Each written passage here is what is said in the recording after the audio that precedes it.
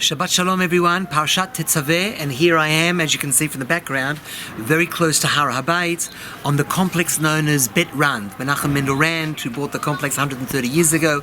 Most of the rooms are not in our hands, and some of the yeshiva boys and the mechina boys are here as the dormitory rooms, but God willing one day that will change. In any case, Parshat Tetzaveh. A few interesting ideas. First of all, we've got Moshe's name doesn't appear once. That's what happens because he was the one that said, I want to be wiped out altogether if you destroy Am Yisrael. He was prepared to see himself go just to care, because he cared so much about Am Yisrael.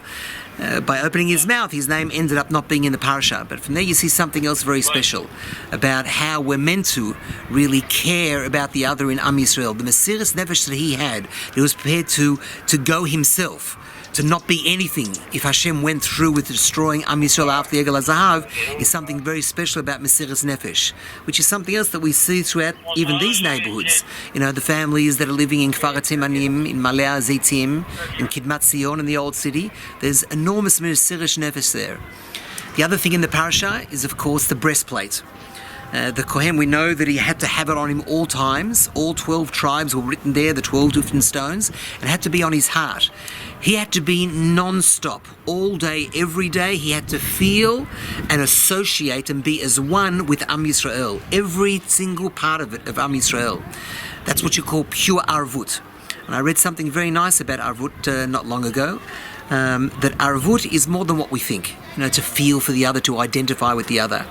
Imagine someone is driving a car on Shabbat. It happens, okay? We're meant to feel that we're driving the car like him. That's what true arvut is. That part of me is with him. That also means that part of him is with me inside of shul. So, arvut, mesirut nefesh. But the other thing in the parasha is, of course, about the bells.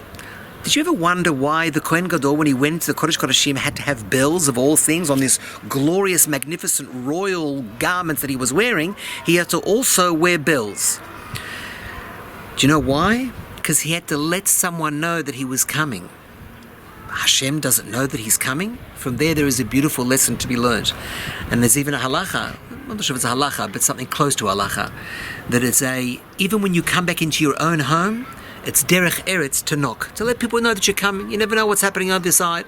You never know if someone is modestly dressed, not modestly dressed.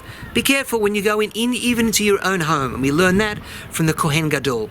The last thing from the parsha, la'alot ner tamid. The flame had to be lit every single day. But Rashi tells us that it's specifically to light it in order that it will grow itself. In life, I think with our children and anyone, sometimes it's enough just to give them the spark, to start something off and let them run with things afterwards. We don't have to create the whole flame, but to give that initial spark and see how they go afterwards, whether it be students in class, whether it be children.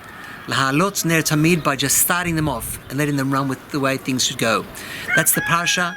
Here's Beit Rand, and this is Daniel Luria saying Shabbat Shalom.